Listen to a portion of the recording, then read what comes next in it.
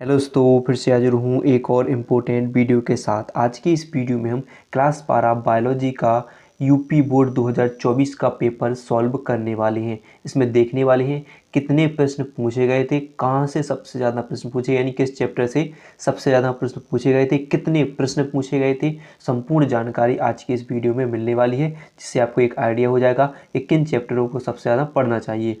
तो आइए स्टार्ट करते हैं। बस वीडियो को पूरा देखिएगा, पसंद आए तो लाइक कीजिएगा, ज़्यादा से ज़्यादा हो सके तो शेयर कीजिएगा, नए हो तो सब्सक्राइब जरूर कीजिएगा। तो स्टार्ट करते हैं। तो देखिए, ये पेपर सेट है 348 जीजी है और 2024 का है। तो देखने वाले ये तो सब आप पता है कि पूर्णांक कितने अंक का होता है, 70 अंक का होता है। समय कितना होता है पेपर के लिए, तो 3 घंटे 15 मिनट का समय होता है। अब यहाँ से देखेंगे तो बहुविकल्पीय प्रश्न स्टार्ट होते हैं। तो पहला वैकल्पिक प्रश्न था, पूछा गया था कि सही विकल्प चुनकर अपनी उत्तर पुस्तिका में लिखिए। पहला विकल्प था टैपिटम परत का कार्य क्या हो, यानी कार्य होता है। तो परागकणों का पोषण, परागकणों का निर्माण, अंतःस्तर यानी एंडोथीलियम का निर्माण, या परागकणों को नष्ट करना। तो इसका सही आंसर था क्या कि परागकणों को पोषण देने का काम क्या होता है, टैपिडम का काम होता है। यानी परागकोश की ये सबसे आंतरिक यानी भीतरी परत होती है और यह परागकणों को क्या करती है, पोषण देने का काम करती है। फिर देखिए, अगला प्रश्न पूछा गया था वैकल्पिक प्रश्न कि निम्न में से कौन एक अपरदाहारी है। तो उनके ऑप्शन थे केंचुआ, पक्षी, मेंढक, हाथी। तो इसमें सही आंसर था कि केंचुआ। केंचुआ क्या होता है, अपरदाहारी होता है। फिर प्रश्न पूछा गया था, तो अगला प्रश्न की तरफ चलते हैं। ठीक है, अगला प्रश्न था कि डेंगू यानी हड्डी तोड़ बुखार का वाहक कौन होता है। तो यहाँ पर क्या लिखा, एनाफिलीज, क्यूलेक्स, एंडीज और इनमें से कोई नहीं। तो एनाफिलीज, तो एनाफिलीज तो होता है मलेरिया का, क्यूलेक्स क्यूलेक्स होता है फाइलेरिया का, और एडीज किसका होता है, डेंगू का। तो आंसर क्या था, एडीज हो जाएगा। फिर क्या था, कौन सा एंजाइम डीएनए को विशिष्ट स्थान पर काटता है। तो ऑप्शन थे पॉलीमरेज, एंडोन्यूक्लियेज, या एक्सोन्यूक्लियस, या लाइगेज। तो क्या होता है, एंडोन्यूक्लियस इसका सही आंसर था कि डीएनए को विशिष्ट खंडों में काटने का काम कौन करता है, तो एंडोन्यूक्लियस काम करता है, और लाइगेज क्या करता है, उन्हें जोड़ने का काम करता है। ठीक है, फिर प्रश्न थे, तो यानी कितने प्रश्न हो गए, तो 4 प्रश्न विकल्प में थे इसके। ठीक है, 4 प्रश्न पूछे गए थे विकल्प में प्रश्न, सॉरी, तो अति लघु प्रश्न पूछा गया। फिर स्टार्ट हुआ 1 नंबर का। तो क्या था, प्रश्न नंबर 2 का कहा है शुक्राणुओं को पोषण प्रदान करने वाली कोशिकाओं के नाम लिखिए। तो शुक्राणु को पोषण प्रदान करने वाली कोशिकाएं क्या होती हैं, लीडिंग कोशिकाएं कहलाती हैं। क्या थी, तो लीडिंग कोशिकाएं। तो शुक्राणु को पोषण प्रदान करने वाली कोशिकाएं कौन सी, लीडिंग कोशिकाएं कहलाती हैं। फिर प्रश्न पूछा गया था एमटीपी और जीआईएफटी का पूरा नाम। तो एमटीपी का पूरा नाम था मेडिकल, ठीक है, मेडिकल टर्मिनेशन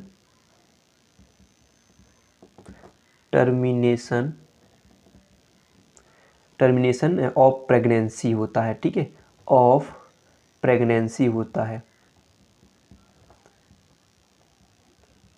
प्रेगनेंसी होता है। ठीक है, टर्मिनेशन ऑफ प्रेगनेंसी हो जाएगा। तो मेडिकल यानी क्या है, एमटीपी का पूरा नाम क्या हो गया, मेडिकल टर्मिनेशन ऑफ प्रेगनेंसी। और क्या था, जीआईएफटी का पूरा नाम, ठीक है, जेडआईएफटी, सॉरी क्या है, जेडआईएफटी। तो इसका नाम था जायगोट, क्या था, जायगोट इंट्राफैलोपियन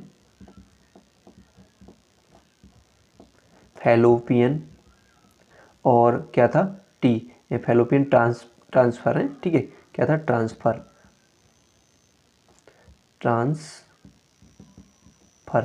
ठीक है। तो याद रखना कि एमटीपी का पूरा नाम क्या था, मेडिकल टर्मिनेशन ऑफ प्रेगनेंसी, और जेडआईएफटी का पूरा नाम क्या था, जायगोट इंट्राफैलोपियन ट्रांसफर हो जाता। फिर क्या था, आनुवांशिकता की इकाई क्या थी। तो आनुवांशिकता की इकाई क्या होती है, जीन होती है।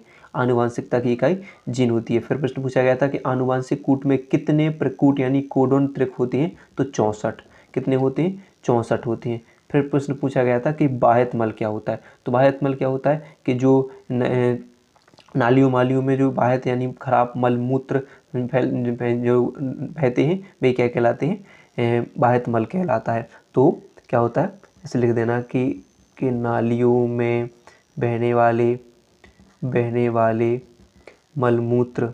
मलमूत्र क्या कहलाते हैं, मलमूत्र कहलाते हैं क्या, बाह्य मल कहलाते हैं। फिर प्रश्न पूछा गया था कि अफीम क्या है, यह किस पौधे से प्राप्त होता है। यानी लघु उत्तरीय प्रश्न पूछे जाएंगे। तो अति लघु कितने प्रश्न हो गए, 1 2 3 4 5, 5 अति लघु प्रश्न, 4 हो गए क्या, वैकल्पिक प्रश्न हो गए। ठीक है, फिर प्रश्न आते हैं लघु उत्तरीय फर्स्ट, जिसमें एक प्रत्येक प्रश्न कितने अंक का होगा, 2 अंक का होगा। और ये कितने अंक थे, अति लघु 1 अंक के थे। तो प्रश्न क्या पूछा गया था, अफीम क्या है, यह किस पौधे से प्राप्त होता है। तो अफीम की बात करें तो अफीम एक एल्किलॉइड होता है, जो क्या होता है, पेपेबर्स सेमनिफेरम पादप के लेक्टस से प्राप्त होता है। अगर लिखना चाहो तो क्या लोगे, ये क्या है, यह क्या एक मादक पदार्थ होते हैं, और ये क्या होते हैं, एल्किलॉइड हैं, जो क्या करते हैं, जो पेपेबर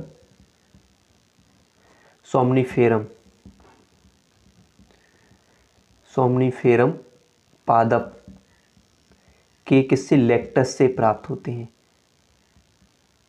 लेटेक्स से प्राप्त होते हैं।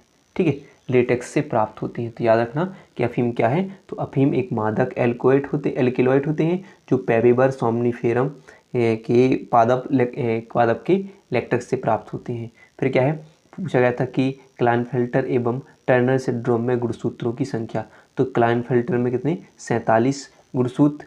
ठीक है, कितने, 47, या एक्स क्या हो जाती है उनमें, XXY, यानी एक गुणसूत्र की अधिकता हो जाती है। और टर्नर सिंड्रोम में कितने होते हैं, 45, यानी एक गुणसूत्र की क्या हो जाती है, कमी हो जाती है इसमें।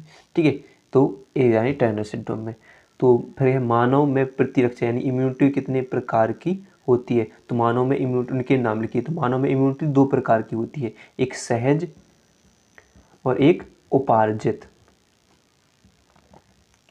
ठीक है, क्या होती है, सहज प्रतिरक्षा तंत्र और उपार्जित प्रतिरक्षा तंत्र 2 प्रकार की होती हैं। तो उनके नाम, अगर प्रश्न पूछा गया था कि प्रतिजैविक क्या है, किन्हीं 2 सूक्ष्म जीवों के नाम लिखिए जिनका प्रयोग प्रतिजैविकों में उत्पादन में किया जाता है। तो प्रतिजैविक क्या होते हैं, प्रतिजैविक पदार्थ सूक्ष्म जीवों से प्राप्त ऐसे उपापचय उत्पादक होते हैं जो क्या करते हैं, जो सूक्ष्म मात्रा में भी किसी अन्य सूक्ष्म जीव की पर हानिकारक अथवा निरोधी प्रभाव डालते हैं।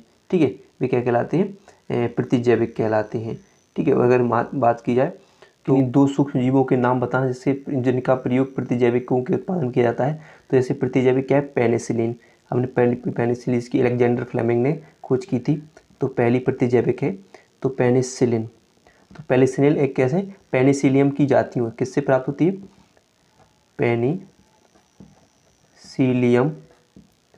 की जातियों कौन कौन सी, तथा उसकी कौन कौन सी,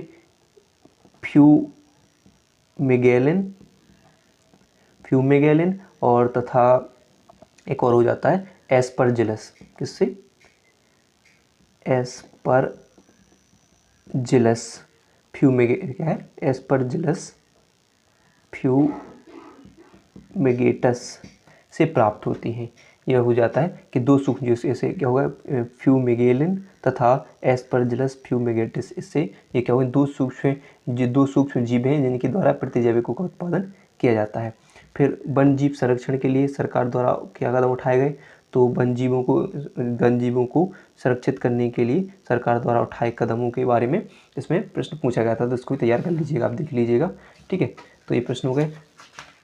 फिर यानी ये कितने प्रश्न पूछे गए, तो आप देख सकते हो 1 2 3 4 5 प्रश्न, यानी कितने अंक के, 2 अंक के। और ये 5 प्रश्न कितने अंक के, 1 अंक के। और ये 4 प्रश्न कितने अंक के, 1 अंक के।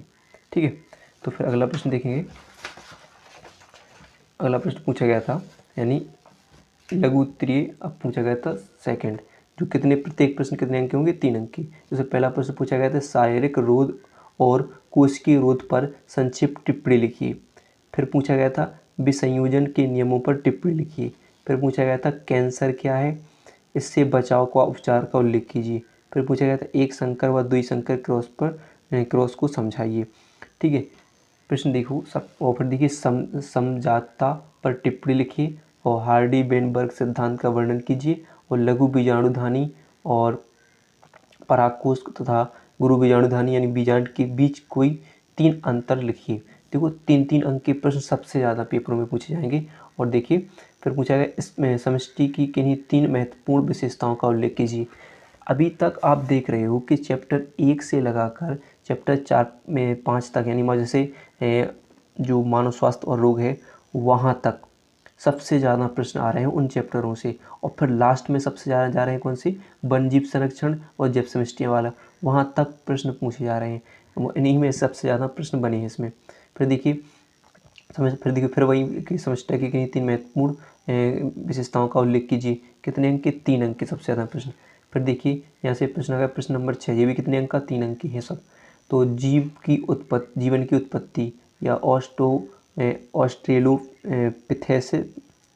यानी आदिमानव, संक्रामक रोग और डार्विनवाद आ रहा है कि नहीं सबसे ज़्यादा इन्हीं चैप्टरों से। पहला चैप्टर और मानव जनन स्वास्थ्य वाला चैप्टर और जो आपके मेंडल वाले हैं जो, ठीक है, वहाँ से, और लास्ट में मानव स्वास्थ्य एवं रोग उनसे। और देखिए 3 अंक वाले सबसे ज़्यादा प्रश्न पूछाएंगे लघु उत्तरी में। तो कितने प्रश्न हो चुके अभी तक, जो है 4, 5 और 6वें प्रश्न में तो क्या होगा, लघु उत्तरीय प्रश्न होंगे। कितने अंक के, 3-3 अंक के।